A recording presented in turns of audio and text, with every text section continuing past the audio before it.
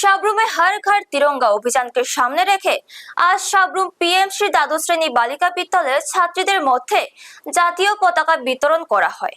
সাবরুম নগর পঞ্চায়েতের পক্ষ থেকে এই কর্মসূচির আয়োজন করা হয়। এদিন বিদ্যালয়ের ছাত্রীদের হাতে জাতীয় পতাকা তুলে দেওয়া হয়। কর্মসূচিতে উপস্থিত ছিলেন সাবরুম নগর পঞ্চায়েতের চেয়ারম্যান রমা পোদ্দার দে, ভাইস চেয়ারম্যান দীপক দাস সহ নগর পঞ্চায়েতের অন্যান্য সদস্যরা। বিদ্যালয়ের ছাত্রীদের মধ্যেও এই কর্মসূচিকে ঘিরে উৎসাহ লক্ষ্য করা যায়।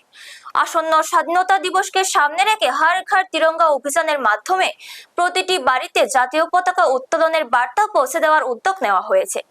এই কর্মসূচির মাধ্যমে দেশের প্রতি শ্রদ্ধা ও জাতীয় পতাকার প্রতি সম্মান প্রদর্শনের আহ্বান জানানো হয়। ব্যুরো রিপোর্ট, নিউজ তৎকাল 24। সালে 15 আগস্টের স্বাধীনতা লাভ করি। এর আগে আমরা প্রায় 190 বছর ইংরেজের পরাধীন ছিলাম।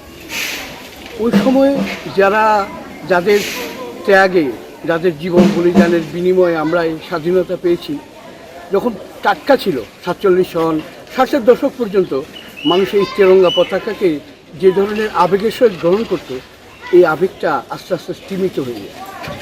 ওই সময়ে প্রতিটা যুবক যুবতীর কাছে 3টা জিনিস থাকতো পকেটে।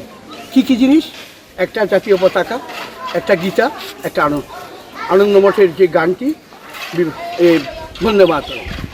আজকে হয়তোবা এই 3টি জিনিস রাখার প্রয়োজন নেই, কিন্তু অন্তরে রাখার প্রয়োজন আছে।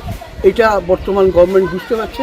তার জন্য সারা দেশ জুড়ে একটা চেষ্টা চলছে আমরা যাতে এই আমাদের যে পতাকা, যা দিয়ে আমরা চিনতে পারি নিজেকে, যেমন ধরুন অলিম্পিক গেমস হচ্ছে, অসংখ্য লোক যাচ্ছে, আমরা কী করে চিনি এরা আমাদের দেশ? একমাত্র পতাকা।